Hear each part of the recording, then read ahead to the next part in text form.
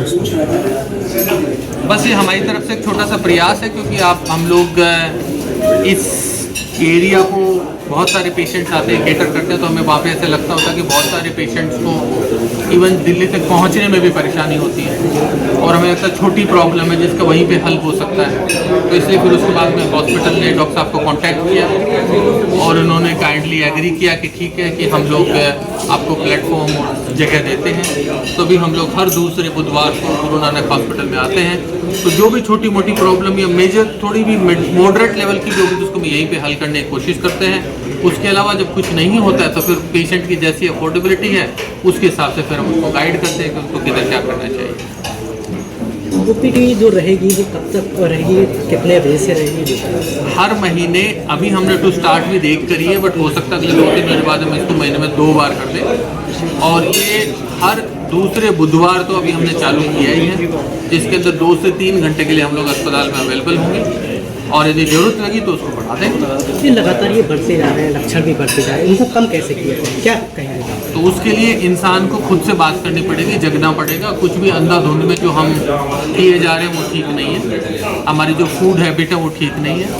हमारी जो पूरा का पूरा हेल्थ का जो हमारी अंडरस्टैंडिंग वो गलत है। जिस तरीके से हम फसल उगा रहे हैं, जिस तरीके से फ्रूट्स को पका रहे हैं, जिस तरीके से अपन प्लास्टिक का यूज़ कर रहे हैं, बिल्कुल ठीक नहीं है।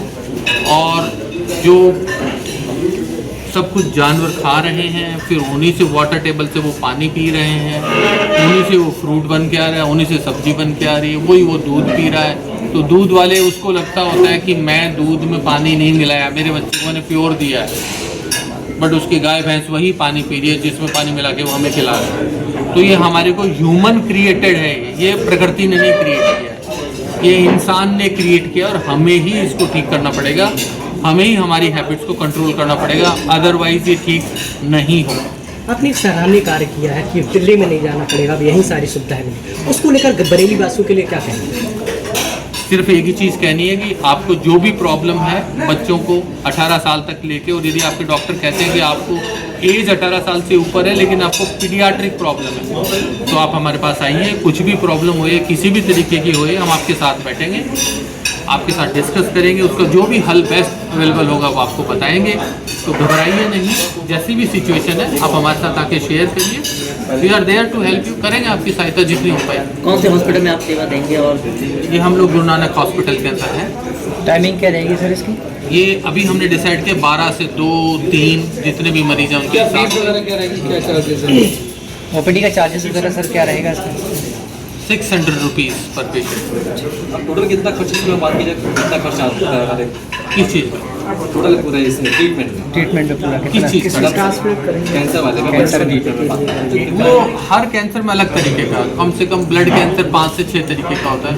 कुछ तो ऐसा होता है जो सिर्फ एक गोली खाने से ही काम चल जाएगा, तो वो टोटल महीने का ही 2-3 हज़ार का खर्चा है। कुछ ऐसा है जिसमें कीमोथेरेपी का खर्चा होता है, 5-6 महीने में 5-6 लाख रुपए लगते हैं। कुछ ऐसा है जो 2-3 महीने में 5-6 लाख रुपए लगते हैं।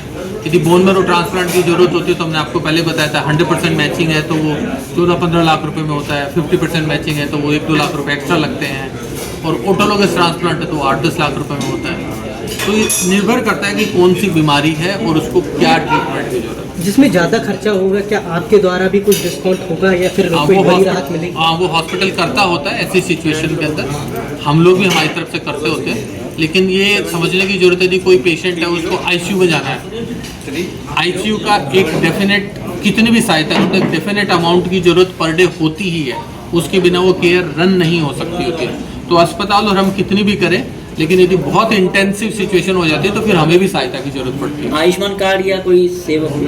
आयुष्मान कार्ड अभी हॉस्पिटल के अंदर है नहीं, बिकॉज आयुष्मान कार्ड का एक पूरा प्रोसेस है जिसके अंदर गवर्नमेंट का एप्लीकेशन करके फिर सेंटर अप्रूव होता है, उसके अंदर अभी हम लोग है नहीं। तो कैंसर भी उसमें नहीं है। आयुष्मान कार्ड अप्रूवल होता है, डिपार्टमेंट नहीं होता। तो जब आयुष्मान कार्ड अप्रूव होगा तो सारी ब्रांच के लिए अप्रूव होगा, नहीं है तो नहीं, अभी है नहीं। मुख्यमंत्री कोष से भी कुछ? हाँ, प्रधानमंत्री राहत कोष और मुख्यमंत्री राहत कोष के लिए हम लोग लेटर दे सकते होते हैं, एंड वो फिर उसके बाद अप्लाई करते होते हैं, फिर उससे उसके बाद के अंदर पैसे आते हैं और बच्चों की हेल्प होती है। ठीक है।